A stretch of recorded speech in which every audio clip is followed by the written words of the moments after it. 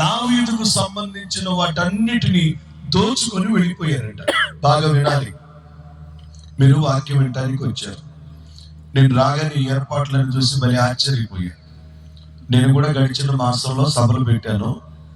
ఇంచుమించు ఆ సభలతో సమానంగా పెట్టారు మార్కు పాస్టర్ గారు. వాళ్ళు అడుగుదాం అనుకోండి, ఎక్కడి నుంచి వస్తున్నాయి డబ్బులు అని. కానీ నాకు అర్థమైంది, వాళ్ళని నేను చూస్తూ ఉంటాను. ఇంచుమించు ఒక 7 సంవత్సరాలుగా వాళ్ళలో దేవుని ఎడల ఆసక్తి, ఆ భవిష్య ఆసక్తి ఏమో ఎంత పెద్ద పెద్ద సభలు పెట్టడానికి కారణమవుతుంది. సభలు పెట్టాలంటే డబ్బులు ఉండాల్సిన పని లేదు. దేవుని మీద ఆధారపడే విశ్వాసము, ఖర్చు పెట్టే మనసు ఉంటే దేవుడే సభలు జరిగిస్తాడు. హల్లెలూయా. కొంతమందికి పిసినాసి మనసు ఉంటుంది, పిసిని మనసు. పెళ్లి లక్షలు పెట్టి చేసుకుంటారు కానీ, పెళ్లి లక్షలు ఖర్చు పెడతారు కానీ సభలకు ఖర్చు పెట్టాలంటే ప్రాణం ఒక్కదు. కొంతమందికి ఖరీదైన బట్టలు వేసుకొని గంభీరంగా తిరుగుతారు, మేకగడ్డం పెట్టుకొని. కానీ దేవుని పని ఖర్చు పెట్టాలంటే కొంతమందికి ప్రాణం ఒప్పదు. పేద స్థితిలో ఉండి పాస్టర్ గారు వాళ్ళు ఇంత ఖర్చు పెట్టి సభలు జరిగిస్తూ ఉంటే నాకు చాలా సంతోషం అనిపించింది. నేను అందుకే మనసులో వెంటనే అనుకున్నాను, ఈ సభలను దేవుడు ఆశీర్వదించును గాక. ఆమేన్. సభల అనంతరం 1 రూపాయి కూడా అప్పు లేకుండా గాక. ఆమేన్. ఇది మాటకు ఆమేన్ అనలేదు? సభల అనంతరం కొన్ని ఆత్మలు నూతనంగా సంఘములో చేర్చబడును గాక. ఆమేన్. అలా జరుగును గాక. ఆమేన్. ప్రభు తన సేవకుని నోటి మాట రూఢిపరచును గాక. ఆమేన్. ప్రియమైన వారలారా, దావీదు లేడు, దావీదు బయటికి వెళ్ళి ఉన్నాడు. దావీదు వచ్చేసరికి శత్రువులు సిగ్లగనే ప్రాంతం మీదగా వచ్చి దావీదు భార్యలను, పిల్లలను, పనివారిని, అక్కడున్న సమస్తం దోచుకొని వెళ్ళిపోయారట. అన్ని దోచుకొని అక్కడ ఉన్నాయన్ని ఖాళీ చేసి వెళ్ళిపోయారంట. పోతూ పోతూ ఊరిని తగలబెట్టి వెళ్ళిపోయారంట. ఆ స్థితిని చూసిన దావీదు ఏడవటం ప్రారంభించాడు. ఇక ఎంతగా ఏడుస్తున్నాడంటే, ఇక ఏడవటానికి శక్తి లేనంతగా ఏడుస్తున్నాడు. ఆయనకి శక్తి సరిపోవట్లా, అంతగా దావీదు ఏడుస్తున్నాడంట దేవుని సన్నిధిలో. ఏడ్చిన తర్వాత ఏం జరిగిందో తెలుసా? సమూయేలు మొదటి గ్రంథం 30వ అధ్యాయం 18వ వచనంలో వాక్యం ఈ రీతిగా మనతో మాట్లాడుతుంది. సమూయేలు మొదటి గ్రంథం 30వ అధ్యాయం 18వ వచనం. ఇలాగున దావీదు అమాలేకీయులు దోచుకొని పోయిన వాటన్నిటిని తిరిగి తెచ్చుకొనెను. దేవునికి స్తోత్రము కలుగును గాక. ఈ రాత్రి మనం ధ్యానిస్తున్న అంశము, పోయినవన్నీ తిరిగి ఇచ్చే దేవుడు. ఒకసారి నోరు తెరుస్తానండి. పోయినవన్నీ తిరిగి ఇచ్చే దేవుడు. ఒక 40 నిమిషాలు శ్రద్ధగా దేవుని మాటలు మనం అందరం ధ్యానం చేద్దాం. మన ప్రభు ఎవరంటే పోయినవన్నీ తిరిగి ఇస్తాడండి. నీ బ్రతుకులో నువ్వేం పోగొట్టుకున్నావో ఆ పోగొట్టుకున్నవన్నీ దేవుడు తిరిగి ఇస్తాడంట. కొందరు ప్రేమను పోగొట్టుకుంటారు, కొందరు ప్రార్థన పోగొట్టుకుంటారు, ఆ కొందరు పరిశుద్ధత పోగొట్టుకుంటారు, కొందరు సంతోషం పోగొట్టుకుంటారు, కొందరు మొదటి ఆరోగ్యం పోగొట్టుకుంటారు, కొందరు ఆనందాన్ని పోగొట్టుకుంటారు. ఒక్కొక్కరు ఒక రకమైన దానిని పోగొట్టుకున్న వారిగా ఉన్నారు. నేనంటాను, నువ్వు ఏం పోగొట్టుకొని ఈ రాత్రి ఈ సభలకు వచ్చావో, ఒకవేళ రాలేకపోతే ఈ శబ్ద యంత్రముల ద్వారా వింటున్నావో, నీవు పోయినవన్నీ ఈ సభల ద్వారా పొందుకునేదవుగాక. ఆమేన్. పొందుకునేదవుగాక. ఆమేన్. పొందుకునేదవుగాక. ఆమేన్. నువ్వేం పోగొట్టుకున్నావో అవన్నీ దేవుడు నీకు తిరిగి ఇవ్వడానికి సిద్ధంగా ఉన్నాడు. దావీదు ఏడుస్తున్నాడు. ఇక ఎంత ఏడుస్తున్నాడంటే, ఇక పోయిన వాటిని తలుచుకొని ఏడవటానికి గొంతు లేదు, శక్తి లేదు. ఇక గొంతు లేనంతగా బిగ్గరగా కేకలు పెట్టి ఏడుస్తున్నాడు. కానీ బైబిల్ అంటుంది, పోగొట్టుకున్నవన్నీ దేవుడు తిరిగి ఇచ్చాడు. పోగొట్టుకున్న ఎలా ఇచ్చాడో ఆఖరిలో చెప్తాను. అసలు ముందు పోగొట్టుకోవడానికి కారణం ఏంటో 2-3 విషయాలు త్వరగా చెప్తాను దేవుని వాక్యముల నుండి. మొదటి సమూయేలు గ్రంథము 27వ అధ్యాయం ప్రారంభ వచనం. సమూయేలు మొదటి గ్రంథము 27వ అధ్యాయం ప్రారంభ వచనములో దావీదు, నేనిక్కడ నిలుచుట మంచిది కాదు, నేనిక్కడ నిలుచుట మంచిది కాదు, ఏదో ఒక దినమున నేను సౌలు చేత నాశనమగుదుననుకొని నేను ఫిలిష్తీయుల దేశంలోనికి తప్పించు.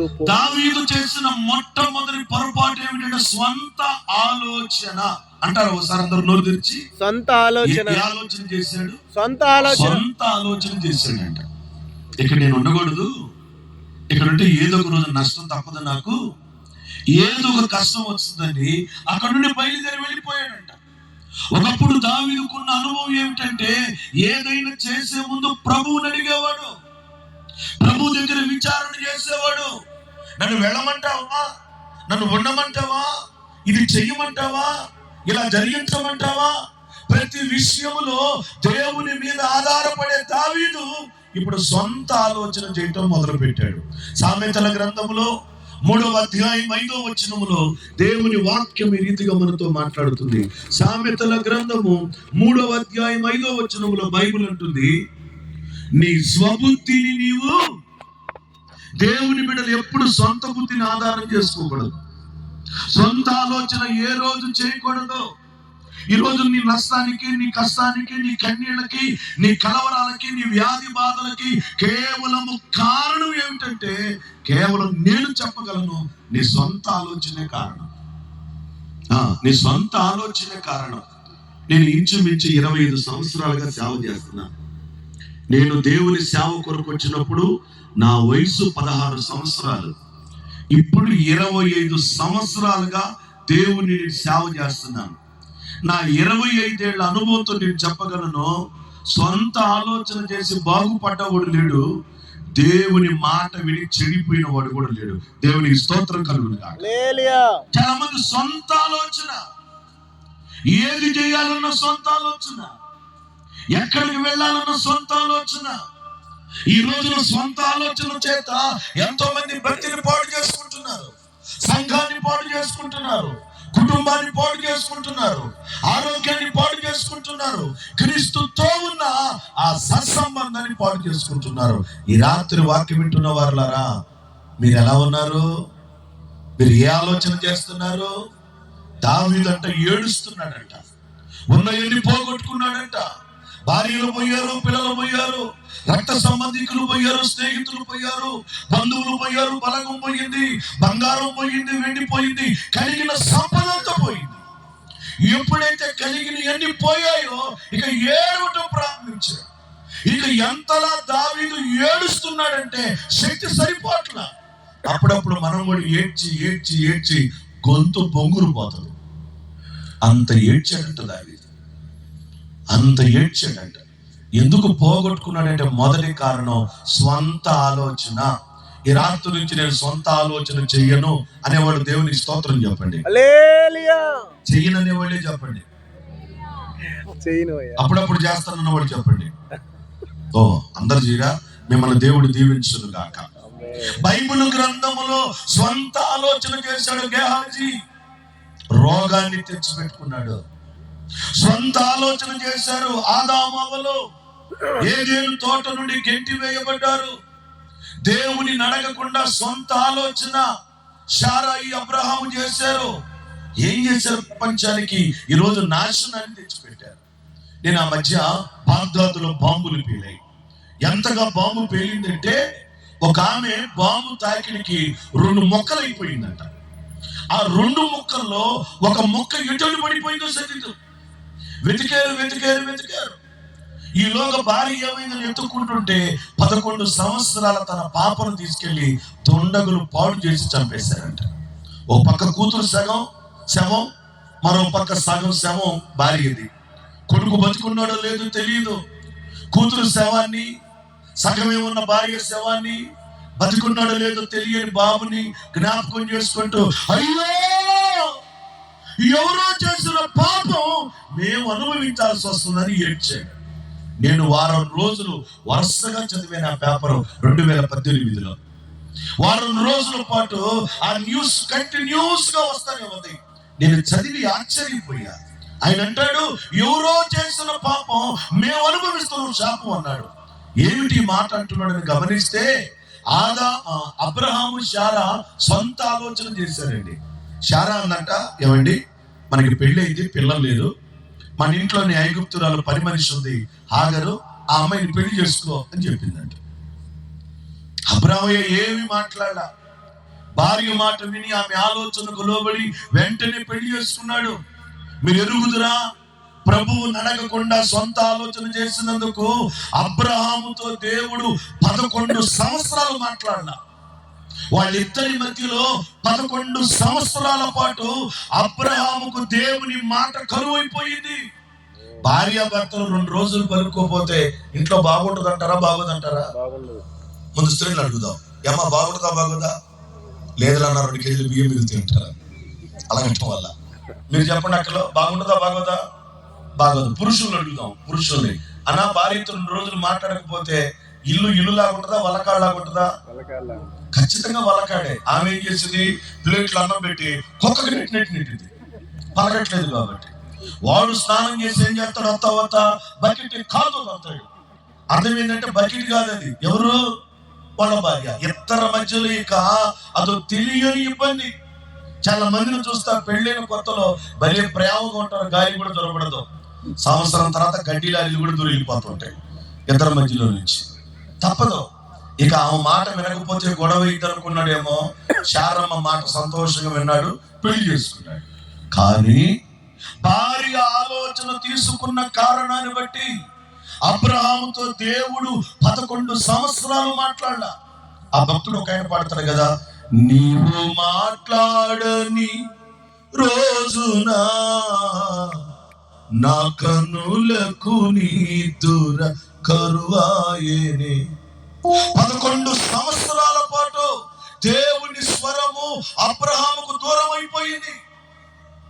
11 సంవత్సరాల పాటు అబ్రహాము వేదన అనుభవించాడు, దుఃఖపడ్డాడు, కన్నీరు కార్చాడు, అంగలార్చాడు. ఇప్పుడు దావీదు చేస్తున్న పని అదే, ఉన్నయన్ని పోయిన వాటిని తలుచుకొని దావీదు ఏడుస్తున్నాడు. ఎందుకు పోగొట్టుకున్నాడంటే మొదటి కారణము సొంత ఆలోచన. ప్రార్థనకి వెళ్ళే వాళ్ళు ఎవరు సొంత ఆలోచన చేయకుందము గాక.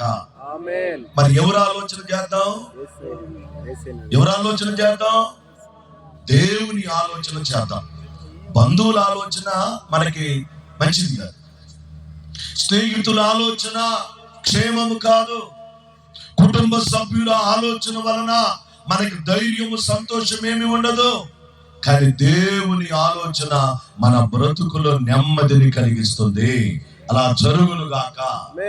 ఎందుకు దావీదు పోగొట్టుకున్నాడంటే మొదటి కారణము సొంత ఆలోచన. ఇకపోతే రెండవ విషయాన్ని చెప్తాను దేవుని వాక్యములో నుండి. అదే మొదటి సమూయేలు గ్రంథం 27వ అధ్యాయము ప్రారంభ వచనం. సమూయేలు మొదటి గ్రంథము 27వ అధ్యాయం ప్రారంభ వచనం చదువునైనా. దావీదు, నేను ఇక్కడ నిలుచుట మంచిది కాదు, ఏదో ఒక దినమున నేను సౌలు చేత నాశనమవుదును, నేను ఫిలిష్తీయుల దేశానికి వెళ్ళిపోతాను. దావీదు చేసిన రెండవ పొరపాటు ఏమిటంటే ఫిలిష్తీయులతో స్నేహము కోరుకున్నాడు. అనండి అందరూ, ఎవరితో? ఫిలిష్తీయులతో. ఎవరితో స్నేహం అంటే ఫిలిష్తీయులతో సహవాసం కోరుకున్నాడంట. మహారాజైన సొలొమోను మీ అందరికీ తెలుసు, ఎంత జ్ఞానం గలవాడు కదా, మీకు తెలుసు కదా. అంత జ్ఞానం కలిగిన సొలొమోను 5 జాతుల ప్రజలతో సహవాసం పెట్టుకున్నాడు. రాజుల మొదటి గ్రంథం 11వ అధ్యాయంలో 5 జాతుల ప్రజలతో సహవాసాన్ని కలిగి ఉన్న కారణాన్ని బట్టి సొలొమోను భ్రష్టుడైపోయాడంట. ఒకప్పుడు సొలొమోను అండి ఎంత జ్ఞానం కలిగినోడు చెప్తానో జాగ్రత్తగా వినండి, మీరు జాగ్రత్తగా వినండి. ఎంత జ్ఞానం సొలొమోను కంటే ఒకప్పుడు మామూలు జ్ఞానం కాదండి. ఆయన జ్ఞానమును గురించి సొలొమోను రాజ్యంలోనే కాదు, చుట్టుపక్కల అనేక రాజ్యాల్లో చెప్పుకుంటున్నారంట సొలొమోను జ్ఞానం కలిగిన వాడని. ఆయనను గురించి అందరూ మాట్లాడుకుంటుంటే ఆ మాట విని సొలొమోను జ్ఞానం ఎంతో తెలుసుకోవాలని చుట్టుపక్కల దేశాల్లో ఉన్న రాజులు రాణులు కూడా వచ్చారంట. రాజులు రాణులు కూడా వచ్చారంట. అసలు ఆయన జ్ఞానం ఎంతో తెలుసుకుందామని వచ్చారంట. ఆయన జ్ఞానాన్ని పరీక్షిద్దామని వచ్చిన వాడు ఏమన్నారు తెలుసా? రాజుగారండి, మా ఊర్లో కూడా మీ గురించే మాట్లాడుతున్నారు రాజుగారండి, మా ఊర్లో మీ గొప్పతనాన్ని గురించి చెప్తున్నారండి, అసలు మీ జ్ఞానం గురించి ఏ నోట విన్నా మాకు భలే ఆశ్చర్యంగా ఉంది. అయితే మీ జ్ఞానానికి ఒక పరీక్ష. ఏమిటి ఆ పరీక్ష తెలుసునా? 2 పూలు మీ టేబుల్ ముందు పెట్టాం. ఒకటేమో చెట్టులకు పూసింది, ఒకటి మేము తయారు చేసాం ఆర్టిఫిషియల్ ఫ్లవర్. ఒకటి చెట్టుకు పూసింది, ఒకటి తయారు చేసాం. నీ చేతితో తాకకుండా, ముక్కుతో వాసన పీల్చకుండా మేము తయారు చేసిన పువ్వు ఏంటో, చెట్టునకు పూసింది ఏమిటో మీరు చెప్పమన్నారంట. సొలొమోను పూలకెళ్ళే చూస్తున్నాడు. ఈలోగా వాళ్ళు అనుకుంటున్నారు సొలొమోను ఓడిపోతాడు చెప్పలేడని. సొలొమోను ఓడిపోవటానికి 10th ఇంటర్ బీటెక్ జ్ఞానం కాదు, అది దేవుడిచ్చిన జ్ఞానం. అది దేవునికి స్తోత్రం కలుగును. 10th ఇంటర్ సెంటర్ జ్ఞానం అయితే ఓడిపోతావు, అది బీటెక్ హైటెక్ జ్ఞానం అయితే ఓడిపోతాడు. అది దేవుడిచ్చిన జ్ఞానం. సొలొమోను బాగా ఆలోచన చేసి ఎవరక్కడ పనివాడు పరిగెత్తుకుంటూ వచ్చాడు. చిత్తం ప్రభు, నువ్వు వెళ్ళి మన ఉద్యానవనం అంటే పూల తోటలోకి వెళ్ళి ఒక తేనె టీగను పట్టుకొని రా అన్నాడంట. తేనె ఈగ అనకూడదు, తేనె టీగ అనాలి. ఏదనండి? తేనె టీగ. ఈగ. ఈగలు 5 రకాలు ఉంటాయి, తీగలు 2 రకాలే ఉంటాయి. ఈగ వల్ల మనిషికి అనారోగ్యం, కలరా వచ్చింది, ధనుర్వాతం వస్తుంది, వాంతులు విరోచనాలు అవుతాయి. తేనె టీగ వలన మనిషికి ఆరోగ్యం అన్నమాట. ఒక తేనె టీగను పట్టుకున్నామన్నాడు. పనివాడు పరిగెత్తుకుని వెళ్ళి ఒక తేనె టీగ తెచ్చి సొలొమోను చేతికి ఇచ్చాడంట. ఈ సొలొమోను ఏం చేశాడు? ఈ 2 పువ్వుల వాసన ఆ తేనె టీగను చూపించి గదిలో కొనేశాడంట. తేనె టీగ రివ్వును ఎగిరింది, గదంతా ఎగిరి 5 నిమిషాల తర్వాత ఒక పువ్వు మీదకి వచ్చి వాలిందంట. ఏ పువ్వు మీద అయితే వాలిందో ఆ పువ్వును అలా పైకి పట్టుకొని ఇది చెట్టునకు పూసిన పువ్వు అన్నాడంట. దేవునికి స్తోత్రం. చాలాసేపు నుంచి కొట్టాలని ఆపుతున్నారు మీరు. చాలా వరకు పర్లా. ఈ రోజున కొన్ని చప్పట్ల సంఘాలు వచ్చినాయి. ఆయన ఇట్ట అంటాడు, సిగ్నల్ అనుకుంటా, చప్పట్లో మీరు కాదు బాబా వాళ్ళు. కొన్ని చోట్ల చెప్తానే ఉంటాం, చప్పట్లే. మీరు నయం చెప్తేనే కొడుతున్నారు. ఏదో ఒకసారి కొట్టండి, మళ్ళా కొట్టేది ఎట్టా కొడుతున్నా బాగు. ఎవరు బాగా కొడితే వెళ్ళేటప్పుడు ఈ స్థలం వాళ్ళ పేరు మీద రాసి చెప్తారు. మంద కాకపోతే ఇబ్బంది లేదు. నాకు తెలిసి మార్కు పాస్టర్ గారి దగ్గర పెద్ద ఆస్తి ఏమి లేదు. ఆయనకున్న ఆస్తి దేవుడని అనుకుంటున్నాను నేను. అంతేగా పాస్టర్ గారు? లోకంలో ఏ ఆస్తి అయినా తరిగిపోతే, దేవుడే మన ఆస్తి అయితే పెరిగిపోతా ఉంటది. అది ప్రైజ్ ది లార్డ్. హల్లెలూయా. దేవునికి మహిమ కలుగును గాక. ఆమేన్. ఇది చెట్టునకు పూసిన పువ్వు, అందుకే తేనెటీగ దాని మీద వాలింది. చెట్టునకు పూసిన పువ్వులో మకరందం ఉంటుంది. ఆ మకరందము కొరకు తేనెటీగ వచ్చి పూల మీద వాలుతుంది. మనిషి తయారు చేసిన పువ్వులో మకరందం ఉండదు. ఆయన జ్ఞానాన్ని మెచ్చుకొని టన్నుల బంగారం సొలొమోనుకి ఇచ్చారంట. ఇంకా ఆయన జ్ఞానం ఎంత గొప్పదో చెప్తాను, మీరు వినండి. ఎంత గొప్ప జ్ఞానం కలిగిన వాడంటే, తేనెటీగ పరీక్ష అయిపోయిన తర్వాత 10 మంది స్త్రీలను వరుసగా సొలొమోను దగ్గర నిలబెట్టారు. 10 మంది స్త్రీలు వరుసగా ఒకరి తర్వాత ఒకరు 1 by 1 10 మంది నిలబడ్డారు. సొలొమోనా, వీళ్ళలో 5 స్త్రీలు, 5 పురుషులు. స్త్రీలు ఎవరో పురుషులు ఎవరో గుర్తుపట్టమన్నారంట. నేను మన రాష్ట్రాలు దాటి దేవుని పని కొరకు ఇతర రాష్ట్రాలు, ఇతర దేశాలు కూడా వెళుతుంటాను. నేను వెళ్ళినప్పుడు గమనించా, నపంసకులు స్త్రీలు చాలా ప్రాంతాల్లో ఒకేలాగా ఉంటారు. నపంసకురాలు ఉండదు. బైబిల్ ప్రకారం నపంసకుడు ఉంటాడు అంతే. బైబిల్లో నపంసకురాలు అని రాయబడ్డా, నపంసకుడు అని రాయబడింది. కాబట్టి చాలా మంది ఈ రోజుల్లో నపంసకురాలని పేర్లు పెట్టుకుంటూ ఉంటారు. తప్పు, అది బైబిల్కి విరోధం. బైబిల్లో నపంసకుడు ఉన్నాడు, నపంసకురాలు లేదు. నేను చాలా ప్రాంతాలు వెళ్ళినప్పుడు ఈ స్త్రీలు నపుంసకులు ఇంచుమించు కాదు, ఈక్వల్ గా ఇద్దరు ఒకేలాగా ఉండటం నేను ఎన్నో దేశాల్లో గమనించాను. అయినా మనకేం పని లేదు, వెళ్ళిపోతూ ఉంటా. ఇప్పుడు సొలొమోను ముందు 10 మంది స్త్రీలను నిలబెట్టారు. వాళ్ళ 5 నపుంసకులు, 5 పురుషులు, 5 స్త్రీలు. గుర్తుపట్టమన్నారంట. వాళ్ళను చూస్తూ ఉన్నాడంట. ఇప్పుడు గుర్తుపట్టలేము. ఆడపిల్లకేమో మగపిల్లల పట్లేస్తున్నారు, మగపిల్లలేమో చుట్టూరు గుండు కొట్టి మధ్యలో గుడి వేస్తున్నాడు. ఇదేదో చిత్రం నాకు అర్థం కావట్లా. ఆడపిల్లేమో చొక్కా ప్యాంట్ వేసుకొని కిరాప్ కొట్టుకుని తిరుగుతుంది ఆ అమ్మాయి. ఈ మగపిల్లడు రింగు పెడతాడు ఒక్కొక్కడు. ఆ రింగు పెట్టినప్పుడు నాకు అనిపించింది, ఎవరు వీడా ఈమె అని. ఒక్కొక్కడు చుట్టూరు గుండు కొట్టి మధ్యలో పిల్లక పెడుతున్నాడు. ఆ మధ్య భీముడోలు వీళ్ళే వాక్యం చెప్పడానికి. ఆయన ఎవరిని పిలిచారు ఆరాధన చేస్తాడని. ఈ టేబుల్ అంత ఎత్తులేడు ఆయన. అంటే ఎత్తుల గురించి నేను మాట్లాడట్లా. ఎంత ఎత్తులేడు, జానా చొక్కా వేసాడు. ఆ జానా చొక్కాతో పాటు ఈ చెవికి ఎంత పెద్ద రింగు పెట్టాడు యేసుప్రభు సిలువ. ఇట్లా అంటాడు, మాట్లాడతాడు, ఇట్లా అంటున్నాడు. నేను ఇప్పుడు చిన్నప్పుడు చూసిన సినిమాలను గుర్తవుతున్నాయి. వాడు అట్లా మెడదిలుతుంటే ఇప్పుడు ప్యాషన్, ఎవరు ఏం చేస్తే అది ప్యాషన్. ఎవరైనా ఒక ఆయన చేయి పెట్టాడు అనుకో, ఆయన చూసి ఈయన చేయి పెడతాడు. క్రైస్తవ్యంలో నడువుల మీద చేతులు పెట్టకూడదురా, చేతులు కట్టుకోవడం దేవుని దగ్గర నేర్చుకోవాలి మనం. దేవుని స్తోత్రం కలుగునుగా. ఎవరైనా ఒక ఆయన అట్లా అంటున్నాడు అనుకో, ఈయన కూడా ఇట్లా అంటాడు. ఆయనకేది యాక్సిడెంట్ అయింది, మెడ మధ్యలో ఎరగదెత్తా ఉంటాడు. నీకేమైంది? మనం మెడ ఎరగకూడదు, సాతాను గారి కాడి ఎరగొట్టేదము గాక. ఆమేన్. ఈ గమనించా, ఈ 10 మంది నిలబెట్టారు సొలొమోను ముందు. సొలొమోను తీక్షణంగా చూస్తున్నాడు ఆ 10 మందిని. ఎవరు స్త్రీలు, ఎవరు పురుషులు? వాళ్ళు అనుకుంటారు ఓడిపోతాడు సొలొమోను, ఓడిపోతాడు, ఖచ్చితంగా ఓడిపోతాడు సొలొమోను అని వాళ్ళ మనస్సులో ఒక భావన కలిగింది. సొలొమోను వాళ్ళని చూసి ఎవరక్కడా అన్నాడు. పనులు పరిగెత్తుకుంటూ వచ్చారు. చిత్తం ప్రభు, ఈ 10 మంది నీళ్లు కడుక్కోవడానికి బకెట్లు పెట్టండి, ఒక్కొక్క బకెట్లో ఒక డబ్బా పెట్టండి, నీళ్ళ డబ్బా అన్నాడు. 10 బకెట్లు పెట్టారు. వెళ్ళి కాళ్ళు కడుక్కోమని సొలొమోను చెప్పాడు. ముందు మీరు కాళ్ళు కడుక్కోండి, అప్పుడు స్త్రీలు ఎవరో పురుషులు ఎవరో నేను చెప్తాను అన్నాడు. అప్పుడు ఏం చేస్తారు? 10 మంది బకెట్లు పెడితే స్త్రీలేమో కుర్చీల వరకు లాగి మర్యాద తడవకుండా కడుక్కున్నారంట. వీళ్ళు 5 ఇట్ట రుద్దుతున్నారంట మోకాళ్ళ నుంచి.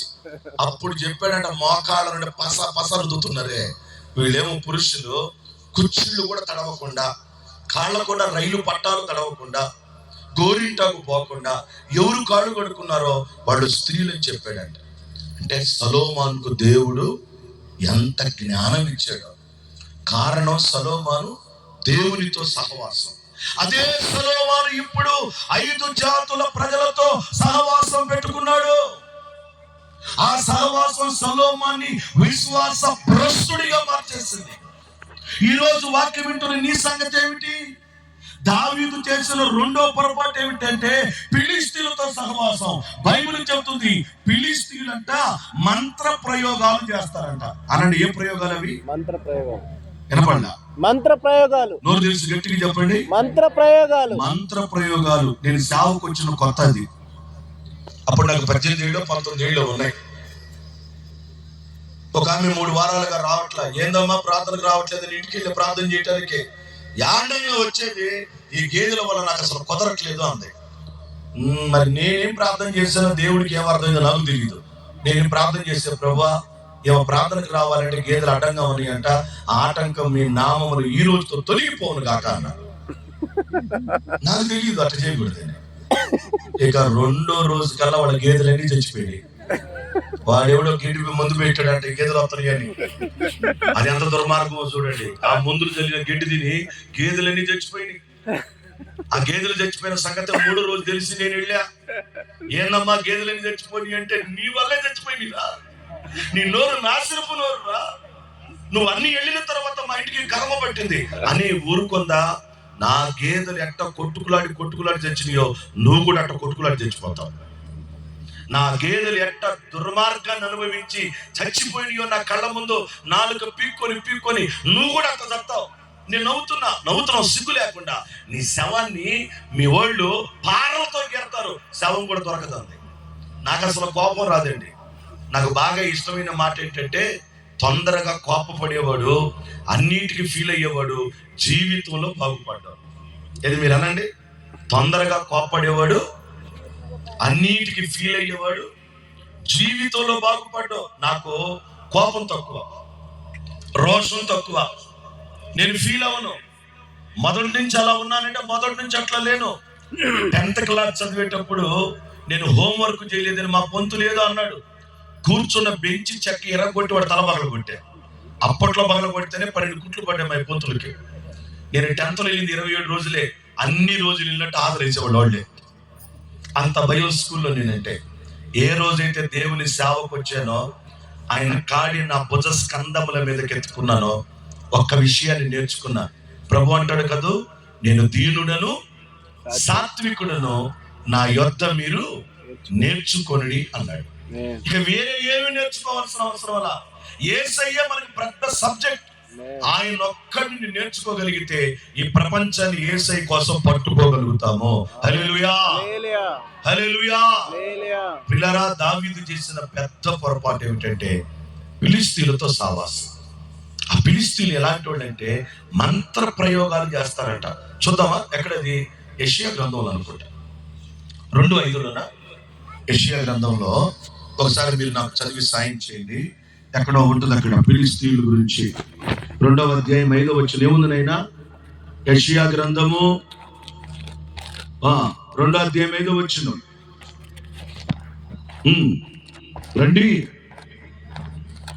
మనము యెహోవా వెలుగులో నడుచుకొందము, యాకోబు వంశముగు ఈ జనము తూర్పు నిండిన నైనా జనుల సంప్రదాయాలతో నిండుకొని ఉన్నారు. వారు ఫిలిష్తీయుల వలె మంత్ర ప్రయోగములు చేయుదురు. ఫిలిష్తీయులు ఏం చేస్తారంట? మంత్ర ప్రయోగాలు. ఒకసారి అందరూ నా వైపు చూడండి, నేను చెప్తా. మంత్ర ప్రయోగాలు అంటే ఎలా ఉంటాయో. ప్రార్థనోళ్ళే. ఆ మధ్య ఒక ఇదేందిరా, లైవా వీడియోనా? ఎందుకు నన్ను ఇరికేయడానికి పెట్టారు మీరు? నేనే కావాలి తొందరపడి మాట్లాడతా. సంఘంలో జరిగిన కొన్ని ఉంటాయి చెబుతా. ఈ పెట్టినోడు బాగానే ఉంటాడు, తెల్లలాంచి పైజం వేసి. ఆ తర్వాత నీళ్ళకి బలి శ్రమలు పడతా ఉంటాడు. అయినా పర్వాల, సందర్భం వచ్చినప్పుడు చెప్పాల్సిందే. ఆపాలి, రాని రాని రాని రాని పర్వాలేదు రాని. హల్లెలూయా. మా సంఘానికి ఒక పాపను తెచ్చేవాడు పేరేచర్లో.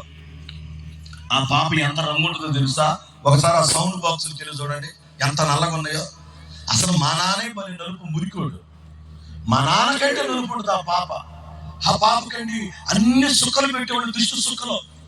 ఏంది అని అడిగా, దిష్టి తగలకుండా అంట. నేను మనసులో అనుకుని, ఇంత కరిమోహం దానికి ఎవరు పెట్టేది? ఎవరు పెట్టేది? అసలు నల్ల రంగు అండి, ఒరిజినల్ రంగు అండి బాబు. ఎర్రటి రంగు ఎండలోకి అయితే పనికి రాదు. నల్లటోడు ఎర్రటి ఎండలో ఉన్నా, ఏ ఎండలో ఉన్నా అసలు మార్పే ఉండదు. దేవునికి స్తుతి కలుగును గాక కదా. కొంతమంది మంత్ర ప్రయోగాలు. మీరు ఎవరైనా కింద కూర్చోలేకపోతే కుర్చీలో కూర్చోండి. కాళ్ళు జాకి కూర్చోడానికి పొలం అనుకున్నావా, ప్రార్థన అనుకున్నావా, అది అందాం అనుకున్నా. మళ్ళీ మీరు ఏమైనా అనుకుంటారని అట్లా నాకు భయం ఎక్కువ. నేను ఎవరి జోలికి వెళ్ళను, అట్లా అందామని అనుకుంటున్నాను అంతే. దేవునికి స్తోత్రం కలుగును గాక. మంత్ర ప్రయోగాలు ఏమిటి? చాలా మంది ప్రార్థనకి వెళ్తారు, ఇల్లు కట్టాలంటే నవధాన్యాలు పోస్తారు. ఇంట్లోకి వెళ్ళినప్పుడు వండ్రాల్లో వండుతారు. ఆవు తీసుకొచ్చి ఇంట్లో కట్టేస్తాం. అవి ప్రార్థనకు వెళ్ళలోడు పాటించారంటే అది వాళ్ళ ఆచారం, సిద్ధాంతం. మనకు అనవసరం. వాళ్ళు ఏం చేసుకున్నావు? నువ్వు ప్రార్థనకి వెళ్తున్నావుగా, పెళ్లికి నలుగులు ఎట్టేస్తావు. నువ్వు ప్రార్థనకి వెళ్తున్నావుగా, గర్భం వస్తే శ్రీమంతాలు ఎట్ట చేస్తావు. నువ్వు ప్రార్థన పరుడిగా ఎవరైనా చనిపోతే మీసాలు తీయటం, గడ్డాలు తీయటం, మెడలో టవల్స్ వేయటం, బావి దగ్గర నీళ్ళు పోసుకోవటం, ఇవన్నీ బైబిల్లో లేవు. వీటన్నిటికి ఒక పేరు పెట్టాలి అంటే వీటిని మంత్ర ప్రయోగాలు అంటారు. చెప్పండి నాతో పాటు అందరూ, యేసయ్యా. అందరు నోరు తెరవలేదే? యేసయ్యా. ఇంకొకసారి అనండి, యేసయ్యా. ఇప్పటి నుండి నేను ఆచారాలు సిద్ధాంతాలు పాటించను. అనండి, ఆ మాట అనండి. ఇప్పుడు మీ మధ్యలో పాము వచ్చింది, పో అంటావా? అమ్మో, నీ కంగారికి మా పాస్టర్ గారు కూడా దెబ్బకి స్టేజ్ మీదకి వచ్చేస్తారు. ఒకవేళ ఇటు వస్తే నేను కిందకి వెళ్ళిపోతాను అన్న దగ్గరికి. దేవుని సన్నిధిలో సిగ్గుపడకుండా గట్టిగా చెప్పాలి. ఇప్పుడు చెప్పు గొంతెత్తి, యేసయ్యా యేసయ్యా నేను నేను బైబిల్కు విరోధంగా బైబిల్కి విరోధంగా ఆచారాలను సిద్ధాంతాలను సాంప్రదాయాలను మానవ పద్ధతులను నీ రాకడ వరకు పాటించను.